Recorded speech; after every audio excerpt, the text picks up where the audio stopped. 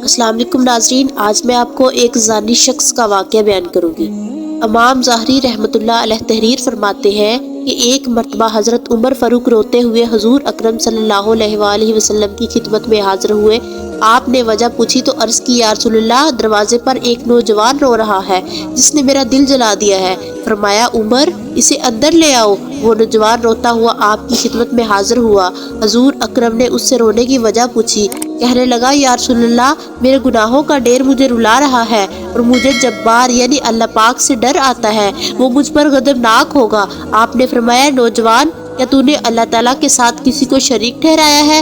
عرض کیا، نہیں۔ کیا تو نے کسی جان کو ناحق قتل کیا ہے؟ عرض کیا، نہیں۔ آپ نے فرمایا، اللہ تعالیٰ تیرے گناہوں کو معاف فرما دے گا، اگرچہ 7 آسمانوں، 7 زمینوں اور تمام پہاڑوں سے بڑا بھی گناہ ہو۔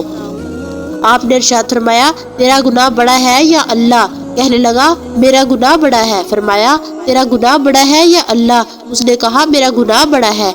ارشاد فرمایا، تیرا گناہ بڑا ہے یا تیرا اللہ؟ کہنے لگا، ہاں البتہ میرا اللہ اور اس کا رحم بہت بڑا ہے۔ بس ارشاد فرمایا کہ گناہ عظیم کو خدائے عظیم ہی معاف فرمائے گا جو بہت ہی عفو درگزر کرنے والا ہے۔ پھر فرمایا، ذرا اپنا گناہ تو بتا۔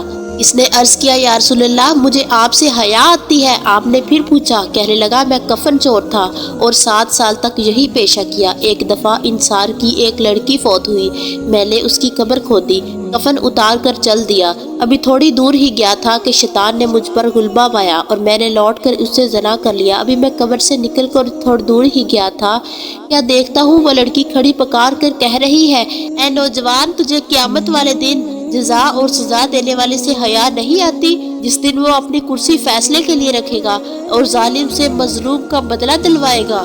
تو مرنے والوں کے مجمع میں مجھے ننگا کر کے چل دیا ہے اور میرے اللہ تعالیٰ کے روبرو مجھے بحالت جنابت حاضر ہونے پر مجبور کیا ہے۔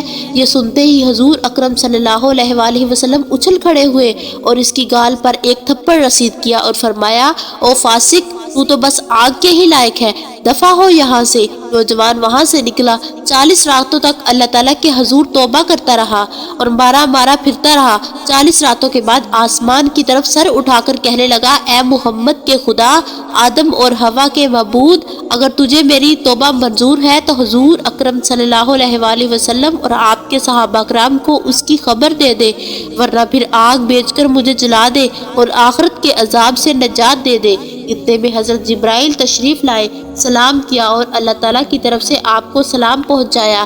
جبرائیل نے کہا، اللہ تعالیٰ فرماتے ہیں، کیا مخلوق کو آپ نے پیدا کیا ہے؟ فرمایا، مجھے اور تمام مخلوق کو اسی نے پیدا کیا۔ عرض کیا، وہ پوچھتے ہیں کہ آپ مخلوق کو رزق دیتے ہیں؟ فرمایا، بلکہ مجھے بھی اور تمام مخلوق کو اللہ تعالیٰ ہی رزق دیتے ہیں۔ عرض کیا، وہ پوچھتے ہیں کہ بندوں کی توبہ آپ قبول کرتے ہیں؟ فرمایا، بلکہ میری بھی اور تمام بندوں کی توبہ وہی قبول فرماتا ہے۔